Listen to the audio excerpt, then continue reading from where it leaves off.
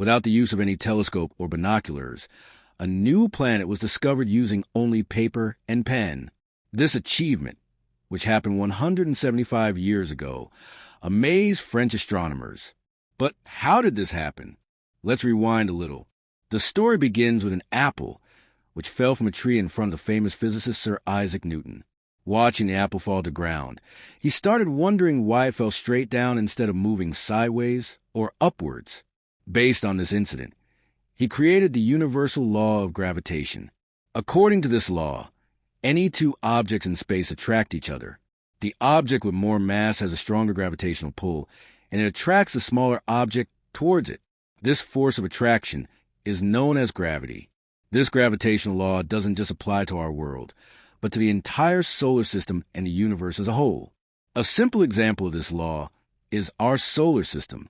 All the planets orbit around the sun. The planets are smaller than the sun, which is why they are attracted to it and revolve around it in specific orbits. Our moon also follows this gravitational law and orbits the Earth. The Earth, which is much larger than the moon, attracts it towards itself. On the other hand, the moon is small, but it still has gravity, which affects the ocean water, creating waves. If, for a moment, we imagine that the moon is not orbiting the Earth, but just stationary, what do you think would happen? The moon would collide with the Earth within minutes. The Earth's gravity pulls the moon, but the moon's orbit creates a centrifugal force that pushes it away. This centrifugal force, equal to the Earth's gravity, keeps the moon in its fixed orbit. Similarly, all the planets orbit the sun because of this gravitational law. Over time, there have been numerous experiments and research to prove that the entire system of our universe depends on this law. Let's talk about the year 1840. At that time, the last planet in our solar system was Uranus.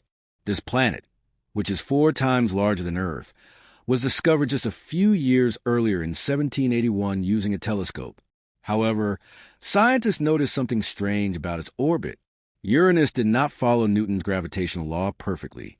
It moved irregularly at a specific point in its orbit. The idea that the entire universe follows a single law raised a question. How could only one planet defy this law? For over 60 years, astronomers studied Uranus and tried to understand this anomaly. They observed that there could be a massive object near Uranus pulling it out of its orbit. But the problem was, no other planet seemed to be near it. Still, some astronomers, who had spent their lives studying the stars and planets, insisted that Newton's law was correct and that a nearby planet must be pulling Uranus. On the night of September 23, 1846, the astronomer Verrier, deep in thought, began calculating using paper and pen. His calculations indicated that there was likely another planet near Uranus in a specific location. Not only did he pinpoint its location, but he also estimated that the mass of this hidden planet was similar to that of Uranus. Verrier published his findings, and skeptics sent requests to the largest observatories of the time to check that exact part of the sky. Dr. Johann Gottfried Gall at the Berlin Observatory took a look at the sky in that exact location. At first, he saw nothing but darkness, but when he focused more closely, he saw a new planet. This planet was, in fact, the same size as Uranus. To give you a sense of its size, imagine if Earth were a tennis ball. This planet was as large as a basketball. Verrier's predictions and calculations were entirely accurate. This newly discovered planet, which is the 8th in our solar system, is known as Neptune. It was the first planet to be found not through a telescope, but through mathematical calculations, paper, and pen. Although Galileo had observed Neptune before, he always thought it was just a star, not a planet. Thus, Galileo was not credited with his discovery, and the credit went to Verrier. Verrier did want this new planet to be named after him, but since planets and stars were typically named after gods, the planet was named after Neptune, the Roman god of the sea. In 1989, NASA's Voyager spacecraft passed by Neptune, capturing photographs from 3,000 miles away. It is the farthest and last planet in our solar system. To put into perspective, while Earth is 1 astronomical unit, AU, from the Sun, Neptune is 30 Australian dollars away.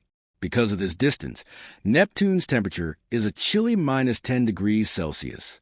According to NASA, Neptune is a giant ice planet where massive storms rage, with wind speeds reaching up to 2,000 kilometers per hour. By comparison, the fastest recorded wind on Earth is 407 kilometers per hour. A day on Neptune is equal to just 16 hours on Earth, and 1 year on Neptune is equivalent to 165 Earth years. Verrier, who discovered Neptune with mathematical formulas, is no longer alive, but his accomplishments are still remembered. A model of Neptune sits on his grave in Paris, reminding us of his incredible achievement.